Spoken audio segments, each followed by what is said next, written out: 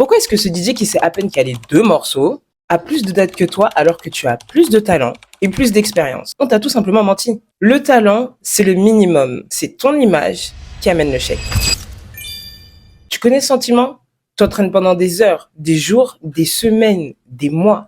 Tu digues atroce sur SoundCloud pour trouver les meilleures pépites que les artistes puissent créer dans leur vie. Et tu vois bien que tu es plus fort que 80% des DJ de ta scène, mais tu as zéro bout. Le pire, c'est que tu vois des DJ qui ont moins de technique que toi enchaîner les dates et les festivals prestigieux. Et pourquoi tout ça? La réponse doit être piquée, mais il va falloir que tu l'entendes parce qu'il faut que tu le saches. Le talent, c'est la base. Le branding, c'est ce qui va te faire signer le contrat. Aujourd'hui, on va parler de la compétence la plus sous-estimée dans cette industrie, le personal branding. Je vais te montrer comment j'ai moi-même hacké mon image pour tout reconstruire récemment. Et je vais surtout t'expliquer pourquoi c'est la seule stratégie viable pour pouvoir percer dans la musique en 2026. Et si tu penses que c'est superficiel, t'as déjà perdu. Moi, c'est Erin et ça fait bientôt 13 ans que je suis DJ et j'ai vu l'industrie muter ces 5-6 dernières années. Avant, on cherchait des DJ. Aujourd'hui, on cherche une identité. Un booker, il va chercher plus que simplement un DJ qui mixe bien. On va pas se mentir, les changements de l'industrie actuelle post-Covid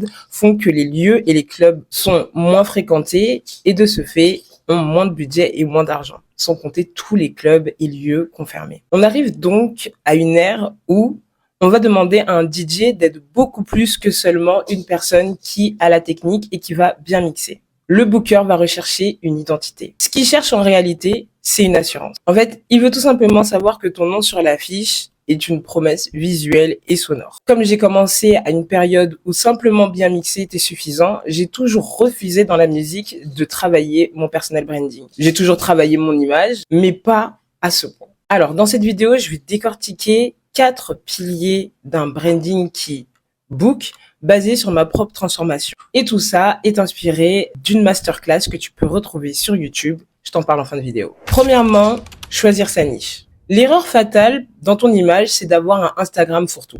Une photo de ton chat, une photo de tes potes, une vidéo de toi en train de mixer de la techno, et puis une autre vidéo de toi à un mariage en train de mixer du reggaeton. En fait, pour un client, c'est pas être polyvalent, c'est être flou. Alors, pour remédier à ça, dans mon branding, ma première étape a été de me créer un avatar. La question que tu dois te poser, elle est simple. Qui est-ce que je veux faire danser et quelle est l'esthétique de mon son? Part du principe que si tu fais de la dark techno ou de la techno avec un K, l'image à la Zara Larsson, ensoleillée, fruitée, Sol de Janeiro, ça va pas marcher. La masterclass que j'ai étudiée sur le branding le dit bien. Tu dois devenir la solution spécifique à un problème spécifique. Alors pour ça, il va falloir que tu te poses ces questions. Quelle est l'émotion principale de mes sets? À quoi ressemble le club idéal où je veux jouer? Et est-ce que mon image actuelle permet à ce club de m'imaginer jouer chez eux? Deuxièmement, l'esthétique visuelle.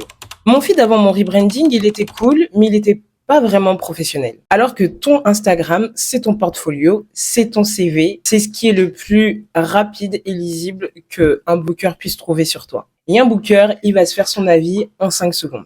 Alors, pour mon nouveau rebranding, j'ai investi sur un shooting photo professionnel, mais ne t'inquiète pas, là encore, pas besoin d'avoir 2000 € pour pouvoir l'effectuer. Il y a une vidéo, justement, qui parle de ça dans mon compte. Je t'invite à aller la regarder si tu veux, que je puisse t'aider à réaliser tes propres shootings tout seul chez toi. Et la deuxième chose, c'est une charte graphique.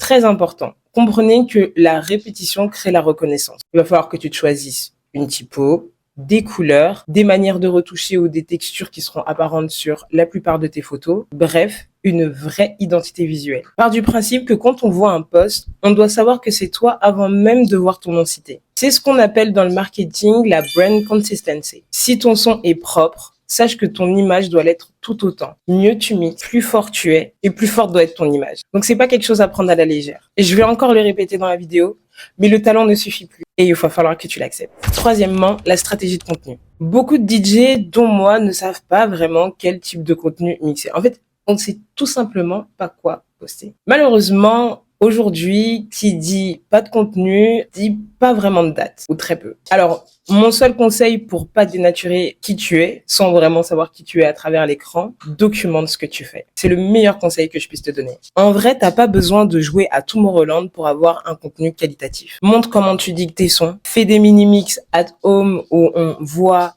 ta manière de mixer et ta technique. Partage tes coups de cœur de temps en temps. Il y a des sorties tous les vendredis, profites-en. Bref, inclus ta communauté dans ton processus de création. C'est la manière, selon moi, la plus authentique de pouvoir créer du contenu tout en restant soi-même. Parce que l'objectif ici, ça va être d'occuper l'espace mental de tes futurs clients. Et pour ça, tu dois être présent tous les jours. Je sais, ça paraît dur comme ça, mais au bout d'un moment, tu finis tout simplement par garder un certain rythme de contenu et à t'organiser en fonction. C'est exactement ce que j'ai fait ces derniers mois. J'ai arrêté d'attendre des dates pour pouvoir exister. Et au final, les dates sont arrivées ensuite. Quatrièmement, le réseau digital. Le branding, c'est pas juste être beau sur une photo. C'est bien plus, c'est comment tu interagis. Imagine, ton profil est vide et tu envoies un message à un booker, un promoteur ou que sais-je. À ton avis, qu'est-ce qu'ils vont penser? Que t'es juste un spammer. Alors que si ton profil est une vitrine impeccable, il va juste voir en toi un potentiel collaborateur. Un branding cohérent, ça permet d'installer une confiance. Ça permet d'avoir cette confiance. Et au-delà du simple date, ça découle plus sur une collaboration entre deux marques, la tienne